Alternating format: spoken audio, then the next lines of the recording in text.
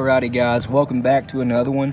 In this one, we're doing something quite a bit different this time. No slugs, no buckshot, no turkey loads. This time, it is a steel shot target load. That's right, Winchester Xpert game and target. You can see high velocity steel shot, 2 3/4 inch. It's only an ounce of steel, but it's moving 1325 FPS, 6.5 shot. Now that's a little uncommon, at least here in America. We don't typically have lead shot or even that much steel shot for 6.5 shot, but these are. And they are obviously for small game and clays, or target, whatever you want to shoot, paper, whatever. But I thought these were pretty cool, and I have had a few requests to break down some target loads just to see how they're put together, so that's what these are. These are made in the USA. And from what I can gather, Winchester actually makes this hull. This is not a Xpert. This is a real deal Winchester hull. They make this themselves. Winchester 209. This is the same thing as their, what do they call it? The dry lock shells that you find in, waterfowl loads. But it's the same hull, just 2 3/4 inch, low brass, straight wall. Doing this one at night, I have my light outside, so you guys can actually see what's going on without a grainy video. Let's get you a good view of the box. There's the top. If you want to read anything or look at it longer, just pause it. Warnings. Who wants to read that, right? Side of the box. Another warning. Actually, guys, I really like the design of this.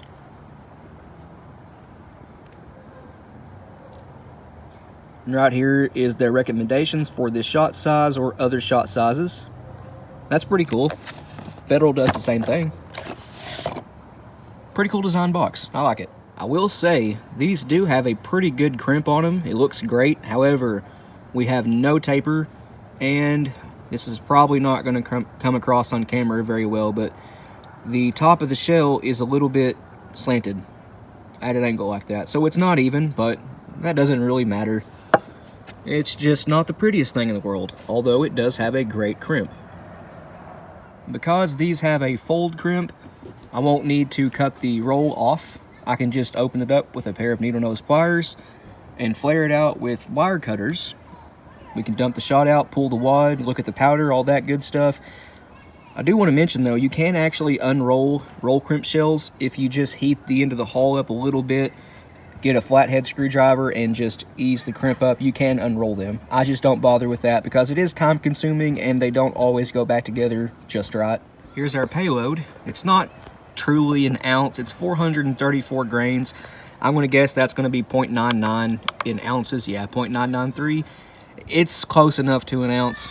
No need to knock them for that, unlike some shells. Okay, so whenever you look at steel shot or buy steel shot, usually they're nice and shiny, sometimes copper, zinc, or even nickel plated. They're nice and round, they look beautiful. Well, this is not that. This is some of the ugliest shot I have ever seen. If you look closely, you can see pock marks, dimples, some pellets are just not fully formed like that one.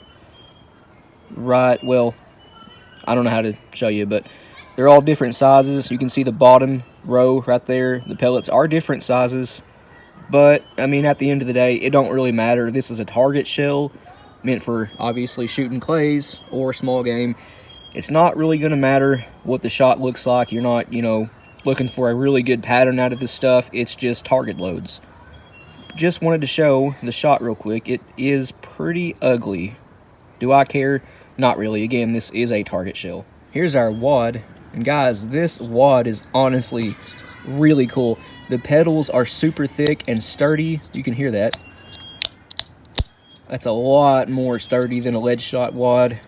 And, well, it's great for steel. I'd imagine this would be a really good buckshot wad, too, for 2 3/4 inch. It is sturdy as can be.